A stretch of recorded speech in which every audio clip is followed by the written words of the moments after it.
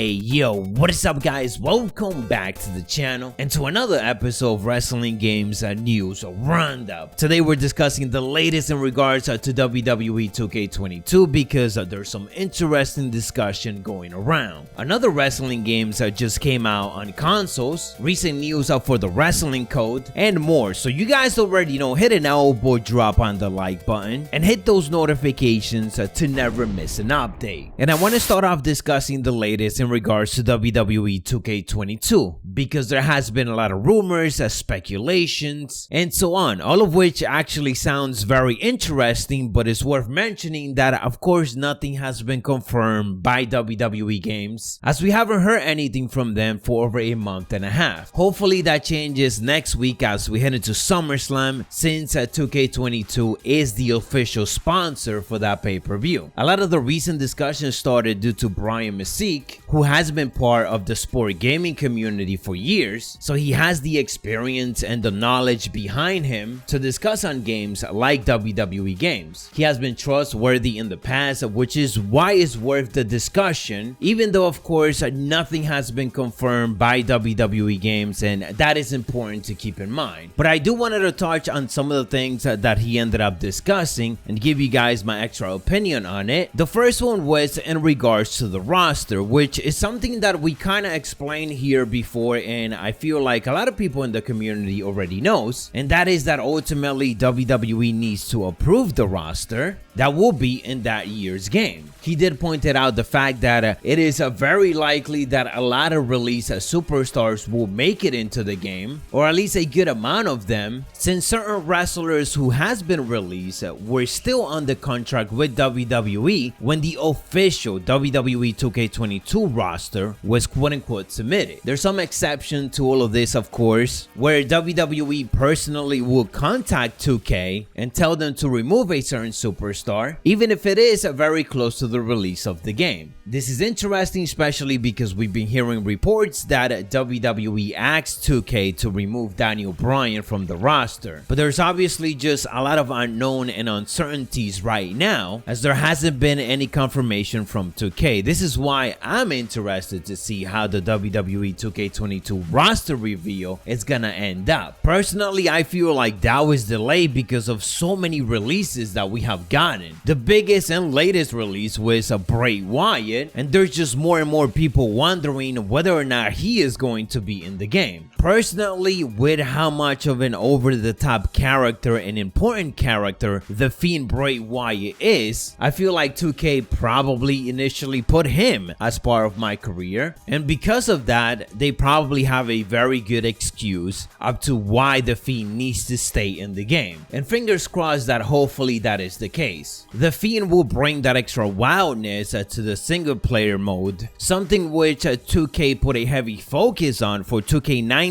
and 2K20 my career. If we look at that game, there's a lot of extra multiverse, Matt Hardy, Papa Shango, The Undertaker type of stuff that is just out of this world. So I wouldn't be surprised if this year they're using the Fiend to build off of all of that. The second big point that Brian Mystique ended up discussing was in regards to the gameplay and how it feels. Now it's worth mentioning that of course he hasn't played the game. This is from one of his sources, and do take it with a grain of salt because until 2K confirms it, it is just a lot of rumors right now. But regardless, this is a pretty good rumor because it's actually good news. That source ended up describing the gameplay to him as being quote-unquote fantastic, adding that the gameplay engine has been completely rebuilt, which is something we have been hearing on Raw and SmackDown when they hyping up the game as the sponsor for SummerSlam. The source added that the gameplay models of the superstars look lifelike, the controls are much cleaner, and described the game as a wrestling fan's wrestling game. End quote. Much like a lot of people in the community, after hearing all of that, we are just more excited to see what exactly WWE 2K Games is cooking up, to the point where a lot of us want this to be true. Having a game that is a wrestling fan's wrestling game with much better controller, completely rebuilt, and the gameplay seems to be fantastic, it's basically everything that we are asking for. So as I mentioned, this is some exciting reports slash rumors slash speculation speculations since we are still waiting for WWE 2K to give us that next major reveal. Talking about the next major reveal, I really feel like that's gonna be happening at SummerSlam. It's just hard to think that's gonna be sponsoring the pay-per-view and then not give us anything about it, even if it is another trailer, another teaser. Or what I mostly feel like is gonna happen is that they will actually officially confirm the release date alongside of who will be the cover star or cover stars of it. I feel like that should be the next big reveal from them to end the speculations of whether or not the game will be quote-unquote delayed, or whether or not the game will release at a different time than it has in previous years, which usually happens in October or on the month of November, right before the holidays. And then right after SummerSlam, hopefully we start getting more brand new information in regards to the gameplay, new features to the game,